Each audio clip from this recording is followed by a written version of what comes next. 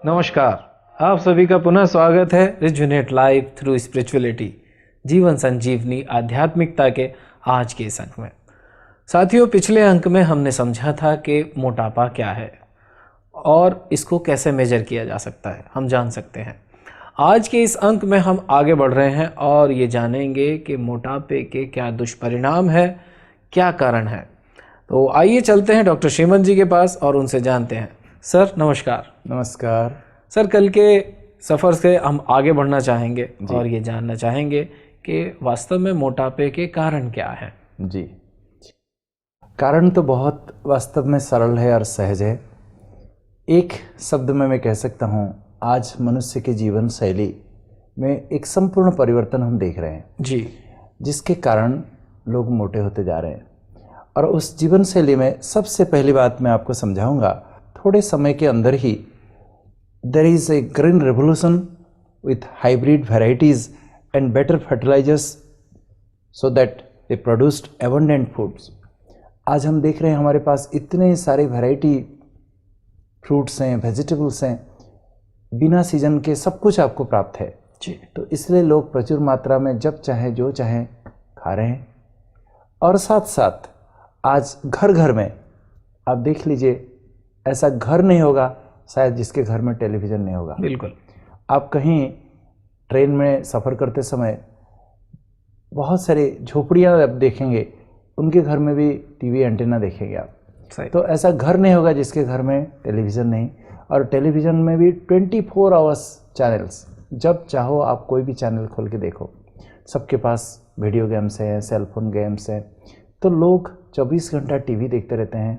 Sedentary lifestyle हो गया है और इसलिए मोटे होते जा रहे हैं। तो आज बच्चे भी हमारे आउटडोर गेम्स क्या है भूल गए हैं।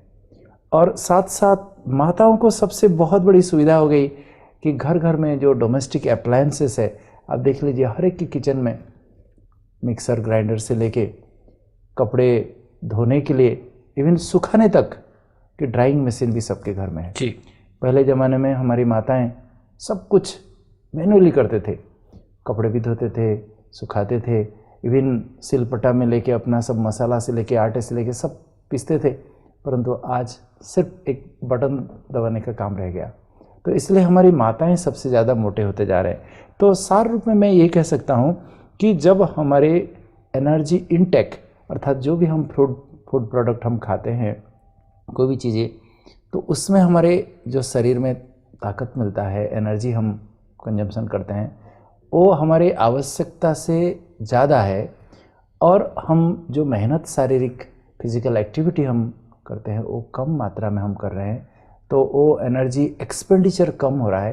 तो डेफिनेटली हमारे शरीर में वो जमा चर्बी के रूप में ही हो जाता है जी। तो जिसके कारण हम मोटे होते हैं। तो मोटापा होने का जो मूल कारण वो ये है कि हम जितनी एनर्जी फूड्स ले रहे हैं हम उसको कंजम्पशन नहीं कर पा रहे हैं, जिसके कारण वो जमा होते जा रहे हैं और हम फैलते जा रहे हैं। जी, there should be a balance. Actually अगर जितना एनर्जी हम ले रहे हैं, जितना कंजम्पशन कर रहे हैं, जो खा रहे हैं, हाँ, उसी अनुपात में क्या हम शारीरिक एक्टिविटीज़ हमारी है। अगर नहीं है तो जैसे कोई इनकम बहुत ज़्यादा करता है जी और खर्चा बिल्कुल नहीं करता है, तो क्या होगा? बैंक बढ़ती बैलेंस बढ़ेगा। बिल्कुल। तो ये भी हमारे जो पेट के इर्द गिर्द में और शरीर में जो चर्बी जमा हो जाता है, ये भी हमारा बैंक बैलेंस है। और बैंक बैलेंस किसी का अगर बढ़ता है, चाहे स्विस बैंक में भी क्यों ना छिपा के रखा हो, लेकिन कभी ना कभी वो पकड़ा जाएगा। इसको तो बैड बैलेंस कहना चाहिए क्योंकि वो बैंक बैलेंस चलो फिर भी हमें कहीं ना कहीं काम आ सकता है हम आपत्ति के समय, लेकिन ये तो आपत्तियों को पैदा करने वाला। जी जी जी। तो इसलिए देखिए, मैं आपको समझाया था कि हमारे पूर्वज जो थे वो वास्तव में मंदिर में पूजने लायक थे, पूजनीय थे। आज हम सभी मनुष्य कैसे हो गए हैं? तो हमारे पूर्वज कोई भी देखिए, हमारे लक्ष्मी नारायण, राधे कृष्ण, राम, सीता आदि आदि हमारे भारतवर्ष में जो भी मंदिरों में जहाँ भी हम देखते हैं, उनके चित्र देखते ही हम कितने खुश होते हैं। कभी किसी को भी ऐसे मोटे नहीं दिखाया गया है। परंतु आज जो हम इतने मोटे होते जा रहे हैं, तो हम तो ये कह सकते हैं भगवान ने हमको एक बहुत सुंदर मंदिर में पूजने लायक तन दे के गए थे, लेकिन इसको हम आज घी तेल का गोदाम बना के रखें। अगर हम एक संतुलन बना के रखेंगे, हम जो भी खा रहे हैं और जो मेहनत कर रहे हैं दोनों का अगर बैलेंस होगा तो नेचुरली मोटे नहीं होंगे। आज अगर हमारी जीवन शैली को परिवर्तन कर दिया जाए तो नेचुरली ये मोटापा हम नहीं देखेंगे। तो आज लेकिन हमारी जीवन शैली कैसी है आप इस चित्र में देख लीजिए। लोग घर घर में क्या खाते जा रहे हैं, सभी के घर में टेलीविज़न, और टेलीविज़न देखते हुए जब हम खाते हैं ये सब जंक फूड, फास्ट फूड, क्या हालत होगा। दूसरी बात है, लोग आज कॉन्शियस भी हो गए हैं कि हम थोड़ा फिट रहें, एक्सरसाइज करें, तो इसलिए आजकल बड़े बड़े शहरों में आप फिटनेस सेंटर्स, क्लब्स आदि देखेंगे, वेलनेस क्लिनिक देखेंगे जी। लोग सवेरे सवेरे आप देखना बहुत दूर दूर से कार ड्राइव करके आएंगे और वो फिटनेस सेंटर में जाएंगे थोड़ा सा हेल्दी रहने के लिए। लेकिन फिटनेस सेंटर देखते हुए आपको समझ में आएगा कि देखिए बीच में जो स्टेयरकेस है वहाँ कोई नहीं चढ़ रहा है, और बगल में जो एक्सकलेटर है जहाँ जस्ट खड़ा हो जाने से ही जमीन अपने आप ही ऊपर लेके आपको पहुँचा देगा। जी जी जी। तो कहने का मतलब है आज लोग हेल्थ कॉन्शियस है, लेकिन क्या कर रहे हैं, नो फिजिकल वर्क। सवेरे सवेरे मॉर्निंग वॉक करने के लिए लोग तो जा रहे हैं, किसको मॉर्निंग वॉक करा रहे हैं आप देख लीजिए चित्र में। दूसरी बात है कि आज हमारी सारी हैबिट्स, सब हमारी जो आदतें हैं बहुत बुरी तरह से ये सब बिगड़ चुकी है जी। और मुख्य रूप में सब घर घर में सब लोग सीडेंट्री हो गए हैं। लोग हिलना डुलना नहीं चाहते हैं बिल्कुल, जिसके कारण खा तो रहे हैं सब प्रकार, एकदम हाई कैलोरी इंटेक हो रहा है, लेकिन हिलना डुलना भी नहीं चाहते हैं। हमारे बच्चे आजकल फ्रूट्स, वेजिटेबल्स किसी को खाने की इच्छा नहीं, सब वेस्टर्न फूड्स, जंक फूड्स, ये सब खाने के लिए सबको बहुत ये सब प्रिय है। और जिसके कारण ही, और ये सब वेस्टर्न फूड्स जो आप देख रहे हो, ये बर्गर है, पिज़्ज़ा है, ये सब हाई कैलोरी फूड्स हैं। एक बर्गर अगर खाएंगे तो उसमें कम से कम आपको उसको बर्न करने के लिए 8 घंटा आपको मेहनत करना पड़ेगा, भागना पड़ेगा, दौड़ना पड़ेगा, इतना इसमें कैलोरीज है। तो इसलिए लोग, हमारे बच्चों को यही पसंद है। बड़े बड़े शहरों में लोग यही दिन भर खाते रहते हैं, तो क्या होगा आप बताइए। बिल्कुल। तो ये सब कारण है, और WHO भी ये सब बताया है कि fast food is more responsible for obesity. तो अगर हम फ्रूट्स खाएं उसके बदले में उसमें रसायन हैं, इसमें विटामिन्स हैं, सब कुछ है, और आप इतने कैलोरी नहीं है जो एकदम मोटे हो जाएंगे, परंतु इसके बदले में चॉकलेट खा रहे हैं, आइसक्रीम खा रहे हैं, बर्गर खा रहे हैं, पिज़्ज़ा खा रहे हैं, तो ये हाई कैलोरी फूड खाएंगे तो बच्चे भी इसलिए मोटे होते जा रहे हैं। तो मैं सार रूप में कारण यही बता सकता हूँ कि आज लोगों की एक्टिविटी, बिल्कुल फिजिकल एक्टिविटी जीरो। सभी के जीवन में तनाव है, और जब व्यक्ति को तनाव होता है, टेंशन होता है, स्ट्रेस होता है, ओवर ईटिंग खाने लगता है, उस स्ट्रेस को मिटाने के लिए खाने लगता है, तो फिर मोटा होता रहेगा। तीसरी कारण है वीडियो गेम्स, सेलफोन गेम्स, घर घर में सबके पास है, बच्चे दिन रात वही ऑपरेट करते रहते। अभी मेरे क्लिनिक में एक पेरेंट्स, उसका टीनेजर क्लास 10th में पढ़ रहा है एक बेटा, उसको लेके आए थे, कहते डॉक्टर साहब इसको थोड़ा समझाइए, इसके आंखें ख़राब हो गए हैं और 24 घंटे में 20 घंटे अपने सेलफोन में वो वीडियो गेम खेलता रहता है, इसको थोड़ा समझाइए।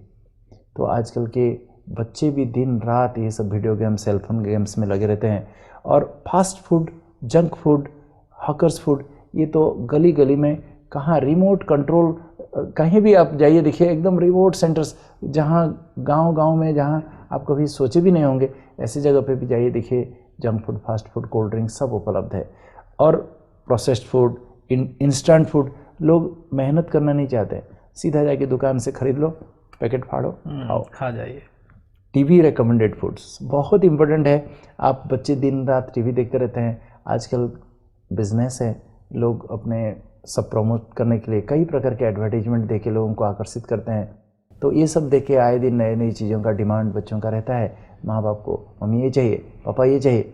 तो ये सब हाई कैलोरी फूड खाते खाते आज यही दुर्दशा है कि घर घर में बच्चों से लेके बूढ़े तक सब मोटे होते जा रहे हैं। फिजिकली एक्टिविटीज़ जितनी कम से कम हो रही है, वो एक कारण बनती जा रही है हमारे मोटापे का। हम चाहे खाने पीने में है, चाहे कारोबार में है, हम कम से कम एक्टिव रहने के आदी होते जा रहे हैं, जिसके कारण ये हमारे अंदर मोटापे की प्रवृत्ति बढ़ती जा रही है। लेकिन साथ साथ ओवर कंजम्पशन हो रहा है। हम जो फूड खा रहे हैं ये सब बहुत हाई कैलोरी फूड है।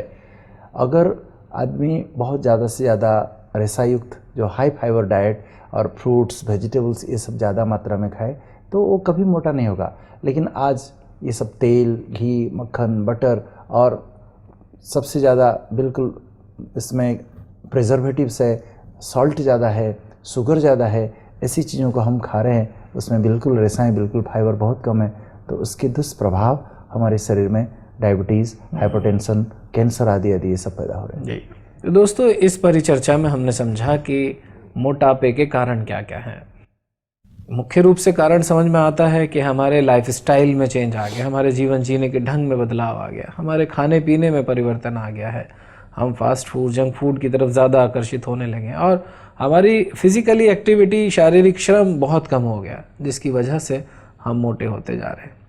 तो मैं अब जानना चाहूँगा डॉक्टर साहब से कि सर क्या मोटापा के भी कोई प्रकार है? कितने प्रकार का मोटापा होता है? जी, तो मोटापा वास्तव में मोटापा तो मोटापा ही है, शरीर में चर्बी की बहुलता है तो मोटापा है, परंतु इनफैक्ट मोटापा कई प्रकार के होते हैं। अक्सर करके अगर हम देखें तो मोटापा दो प्रकार के होते हैं, एक है एप्पल सेपेड, दूसरा है पेयर सेपेड, अर्थात एक एप्पल जैसा, दूसरा है नाशपाती जैसा। जी, तो ये दोनों वास्तव में आप देख रहे हैं इस चित्र में, आपको समझ में आएगा। जो हमारे भारतीय हैं, इंडियन एशियन इंडियंस हैं, हमारे इस तरफ ज़्यादातर लोगों के पेट के इर्द गिर्द में जैसे एप्पल का सेंटर पोर्शन ही थोड़ा सा ज़्यादा चौड़ा होता है, तो इसी प्रकार हमारे शरीर के जो ये मिडिल पोर्शन है, इस एरिया में पेट के इर्द गिर्द में ही चर्बी ज़्यादा जमा होता है। हाथ पांव भले पतले दुबले होंगे तो इसको सेंट्रल ओबेसिटी कहते हैं, व एप्पल्स टाइप ओबेसिटी कहते हैं। दूसरा है जो कमर के नीचे साइड में चर्बी ज़्यादा होना, उसको पेयर सेपेड कहते हैं, जो वेस्टर्न कंट्रीज़ में यूजुअली यूरोपियन से, अमेरिकन से इस प्रकार के हैं। और ये देखा गया है कि ये एप्पल और पेयर जो बॉडी शेप्स हैं, ये वास्तव में इसमें दोनों में अंतर है, बहुत अंतर है। जो जिसकी बॉडी की जो साइज़ है जैसे एप्पल जैसा, देखिए ये central obesity, it is the root cause, it is the culprit for diabetes, hypertension, heart attack, cancer, ये सब बीमारियों का जड़ वास्तव में ये एप्पल सेपेड ओबेसिटी। लेकिन देखा गया है जिन लोगों के कमर के नीचे पेयर जैसे नीचे अगर फैट जमा है तो उनको इतना ये सब बीमारियां नहीं होती है। तो मोटापा सार रूप में दो प्रकार का हम कह सकते हैं, तो एप्पल जैसा, एक पेयर जैसा। परंतु जो हमारे शरीर में चर्बी भी जमा होते हैं, ये भी कुछ तो चर्बी हमारे चमड़ी के नीचे नीचे ही जमा होते हैं, जिसको हम सबक्यूटेनियस फैट कहते हैं मेडिकल भाषा में। दूसरा होता है हमारे पेट के अंदर, जिसको हम विसरल फैट कहते हैं। जी, तो हमारे शरीर में देखा जाता है, मनुष्य के शरीर में जैसे हमारे वाटर कंटेंट कितने हैं, उसमें हमारे मसल्स मास कितने हैं, हमारे चर्बी कितने हैं, ये सब बॉडी में कई प्रकार के परसेंटेज, नॉर्मली कितना होना चाहिए, उससे ज़्यादा होता है तो बीमारियां होती है। ये सब मेडिकली हम इसको देखते हैं, जांच करते हैं। नॉर्मली एक व्यक्ति के शरीर में चर्बी कितना % होना चाहिए, इस टेबुलेशन से आपको क्लियरली पता चलेगा। देखिए फीमेल्स में यूजुअली 20 to 30% हमारे शरीर में चर्बी का होना चाहिए। दूसरा अगर मेल्स देखा जाए तो इनका 10 to 20% ही चर्बी होनी चाहिए। अगर कम होता है तो उसको लो कहेंगे, अगर ज़्यादा होता है तो भी हाई या वेरी हाई। जैसे फॉर एग्जांपल फीमेल्स में अगर 30 to 35% तक अगर चर्बी है तो उसको चर्बी की मात्रा हाई कहेंगे, लेकिन 35 से और ज़्यादा हो जाता है, 50% तक हो जाता है तो वेरी हाई कंटेंट। कई लोगों को होता है इतना % एकदम चर्बी जमा हो जाता है। मेल्स में हम देखेंगे 20% तक तो ठीक है, 20 to 25% है तो भी हाई कहेंगे, लेकिन 25% से ज़्यादा चर्बी का जमा होता है तो इसको वेरी हाई कहते हैं। लेकिन ये जो चर्बी जमा होता है बताया, एक तो चमड़ी के नीचे अगर जमा होते हैं तो उसको सबक्यूटेनियस फैट कहते हैं, और अगर पेट के अंदर होता है तो उसको हम विसरल फैट कहते हैं।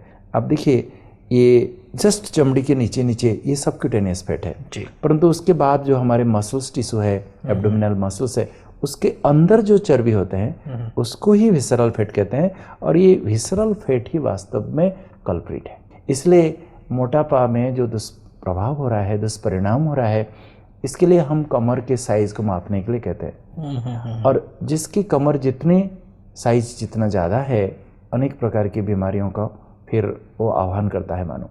It is not a passive depot of fat, खाली ये जस्ट ऐसे एक फैट डिपो नहीं है, ये वास्तव में in fact it is an endocrine organ. और साइंटिस्ट लोगों ने देखा है हमें हार्ट अटैक और डायबिटीज़, हाई ब्लड प्रेशर, ये सब बीमारियों का ये जड़ है। ये जो हमारे पेट के अंदर जो विसरल फैट जमा होता है, इससे ही डायबिटीज़ और हार्ट अटैक की जो बीमारी है ये पैदा होते हैं। मोटापे के प्रकार को जान के पता चला कि मोटापे 2 प्रकार के होते हैं जी लेकिन भारतीय मान्यताओं में ये है कि जिनका पेट बाहर है, निकला हुआ है, वही खाते पीते परिवार के समझे जाते हैं। भाई हेल्दी है, देखने में लगता है कि खाते पीते परिवार का है। क्या ये सिद्धांत तो फिर एक तरीके से कुछ कंफ्यूज कर रहा है?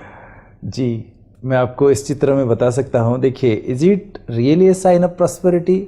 वास्तव में ये पेट के अंदर क्या है, हम जिसको पर्सनालिटी समझते हैं या साइन ऑफ प्रॉस्पेरिटी कहते हैं, वास्तव में पेट के अंदर क्या है? जानते हैं इस पेट के अंदर क्या है? इस पेट के अंदर ही डायबिटीज़, हाइपरटेंशन, डिस्लिपिडीमिया, हार्ट की बीमारियां, ये सब बीमारियां छिपी हुई है।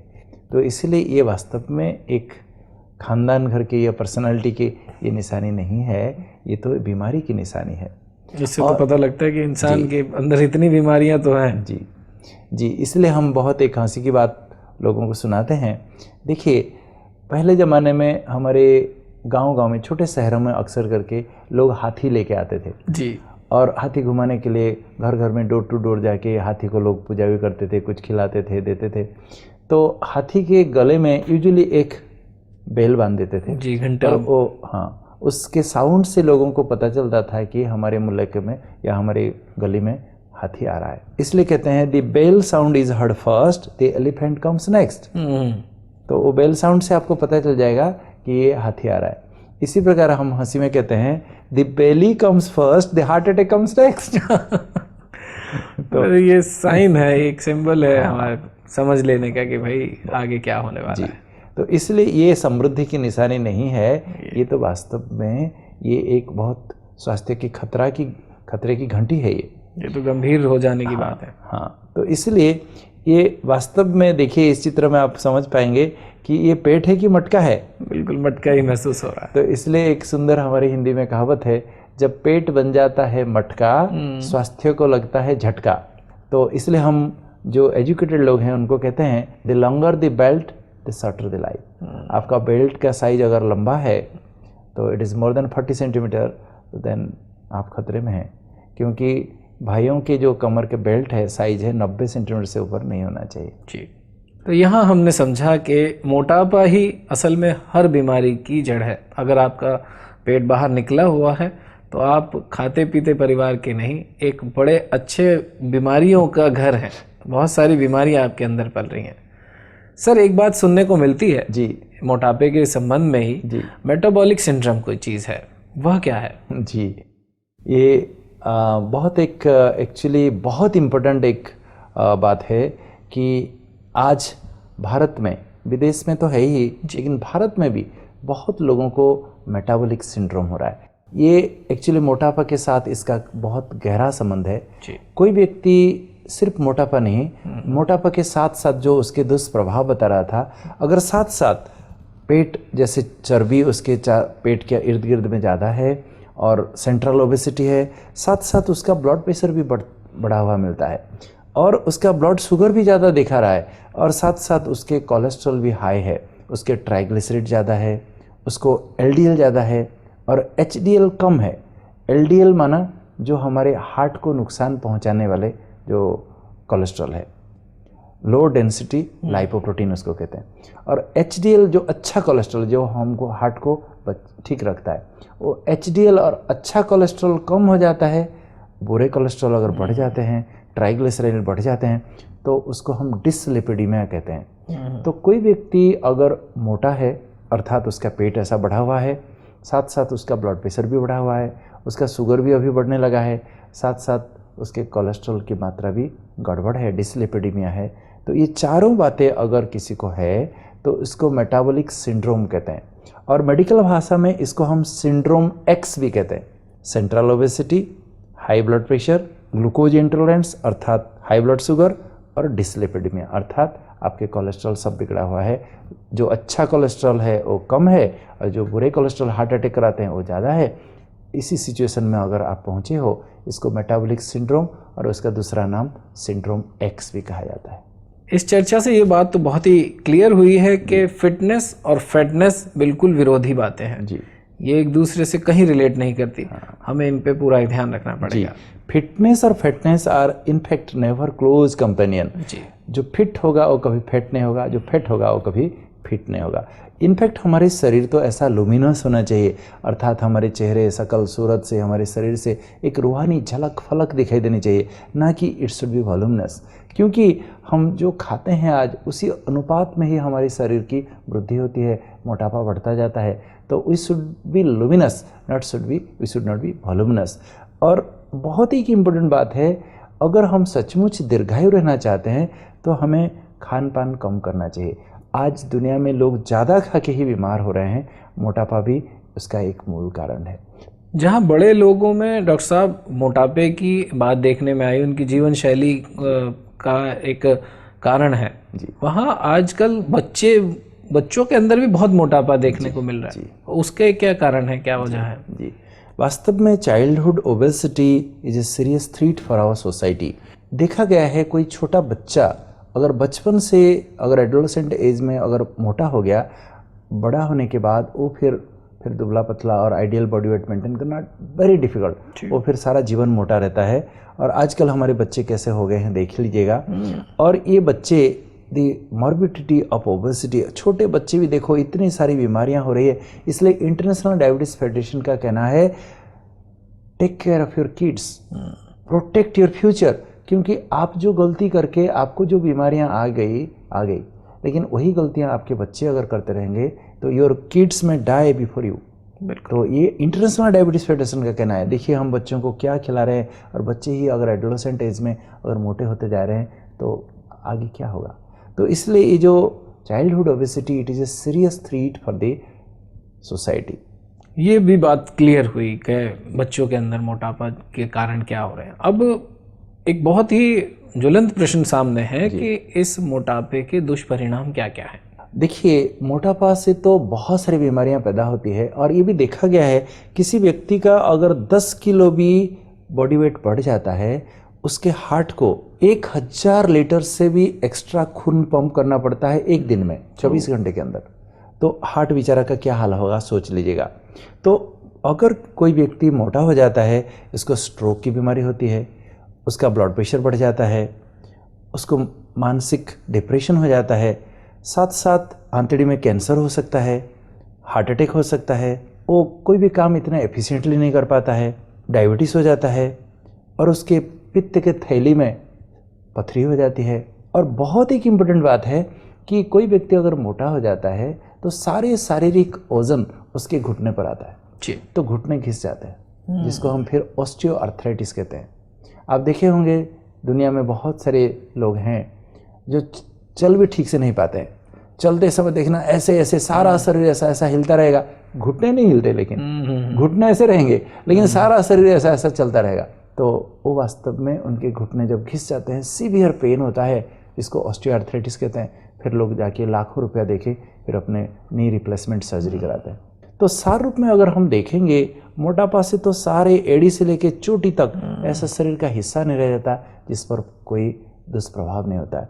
मेंटल डिप्रेशन होता है, स्ट्रोक हो जाता है, आपके हाई ब्लड प्रेशर हो जाता है, हार्ट अटैक हो जाता है, डायबिटीज़ हो जाता है, गॉलस्टोन्स होता है, कमर में दर्द होता है, घुटने में दर्द होता है, गाउट हो जाता है, वेरिकोज वेन हो जाता है, कितने कैंसर पैदा हो जाता है, क्या क्या नहीं होता है।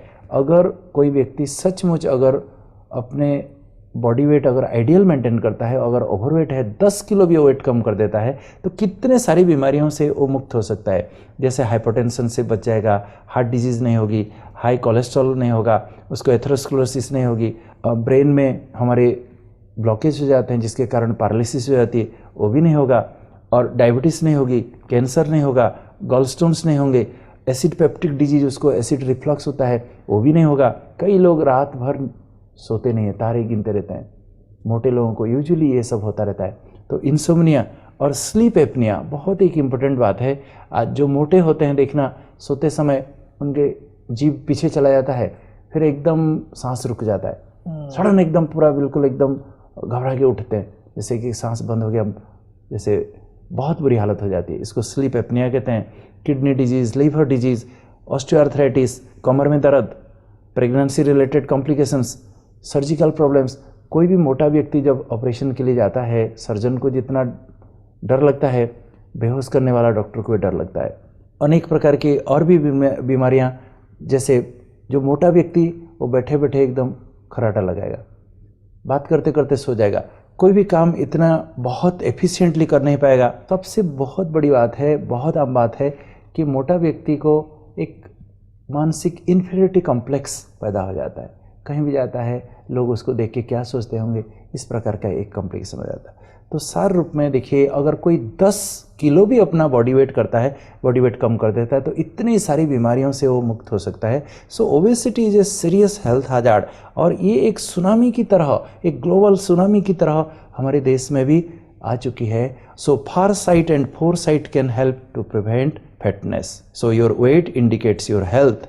सो if you measure more, then it is the time for workouts. तो दोस्तों, आज की इस चर्चा से हमने जाना कि मोटापे के क्या क्या कारण हैं और मोटापे के दुष्परिणाम क्या हैं। अगर दुष्परिणामों पर नज़र दौड़ाएं तो ओवरऑल ये समझ में आता है कि एडी से लेकर चोटी तक जो भी बीमारियां हो रही हैं, उनके पीछे मोटापा एक मूल कारण है। उस पर हमें पूरा ध्यान देना पड़ेगा। आज की परिचर्चा यहीं तक। कल हम चर्चा करेंगे कि मोटापे से क्या निवारण क्या है, उसके लिए क्या करें कि हम मोटे ना रहें। आज की यहीं तक। धन्यवाद। नमस्कार।